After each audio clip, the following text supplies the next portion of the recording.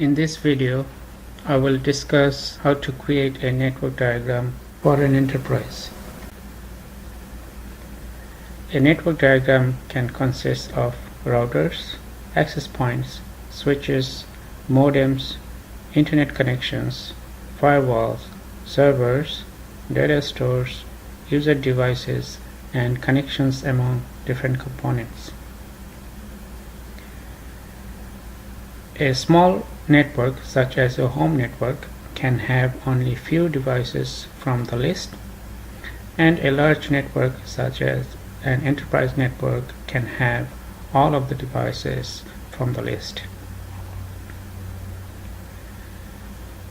A home router is an integrated device with the functionalities of modem, router, switch, and an access point. On this screen, you see two modems. One on the left side is called a cable modem, and one on the right side is called a DSL modem. The cable modem has an interface of type coaxial cable that connects the cable from ISP to this modem. On the other hand, the DSL modem has an interface that connects a phone line through which internet data comes from ISP. The left side modem also shows a switch with 4 ports, and the right side modem also shows a switch with 4 ports. By looking at the functionalities on the front side of the modem, you can say it has routing functionalities, as well as by looking at its console configuration information, you can say that this is also a router. Similarly, this modem can have an access point through which you can connect wireless devices to the network.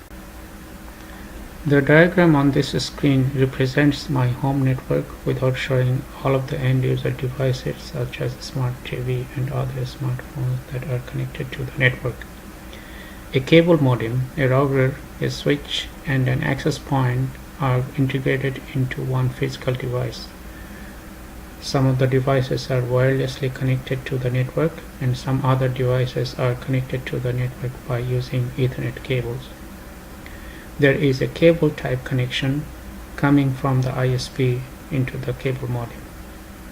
In fact, there are two networks in this diagram. The two networks are connected through the router. All of the end user devices and the left side interface of the router are using IP addresses from a private address pool, and the ISP side of the router is using a public IP address that is obtained from the ISP.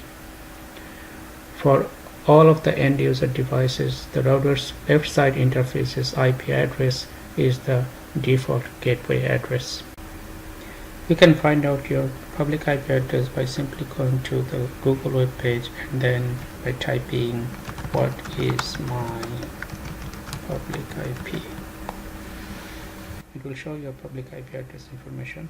Also, you can find out the private IP address of any computer by going to its command prompt and then using the command ipconfig. In my case, I am connected to the network by using a wireless connection. So here I can see the wireless connection has an IPv4 address 192.168.0.78. The default gateway for this computer is 192.168.0.1, which is the IP address of the router interface. An enterprise network will have many user devices and network devices. When you draw an enterprise network diagram, you don't need to show all of the end user devices and all of the network devices. You should show key network devices such as routers, servers, data stores, firewalls, and different subnets or networks of the enterprise. So how to distinguish a network or subnet from the rest of the enterprise network. A network consists of a number of devices and the connections among them. Having physical paths or connections between any two devices doesn't necessarily mean they are in the same network. Technically, a network or subnet consists of all the connected devices that have the exact same network address. If two devices are connected to each other but have two different network addresses, then they are not in the same network. So all of the devices of one network must use the IP addresses and subnet mask in such a way that their network addresses become exactly the same. In this example, PC3 and PC6 are in the same network because both of them are using 192.168.3.0 network. PC5 is in a different network because it is using 192.168.4.0 network. You need to be able to calculate the network address of a device from its IP address and subnet mask. If you need help on calculating network address, you can go to the website http://ip.mnhuda.com. To connect two or more networks, you need a router in between them. For example, in the previously shown home network diagram, the home network connects to the ISP network by using a router. Let's say at your home, if you don't want to use internet, you don't need to connect to the ISP and thus you don't need a router. You still can have a home network where the devices are not connected to the internet, but they can communicate with each other through the switch. Nowadays, almost 100% home networks use internet connection, and thus almost 100% home networks have a router in between the home network and the ISP.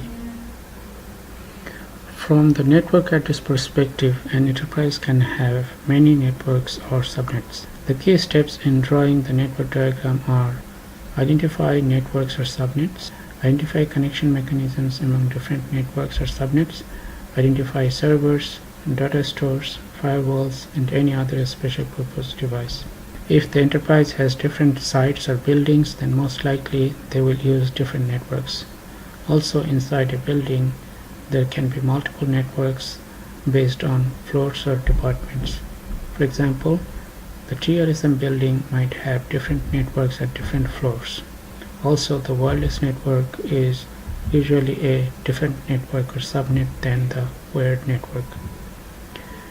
To represent one subnet of an enterprise, you can show a LAN with X number of users or devices, and you don't need to show the end user devices. In this way, you should show all subnets of the enterprise and then the routers that connect different networks.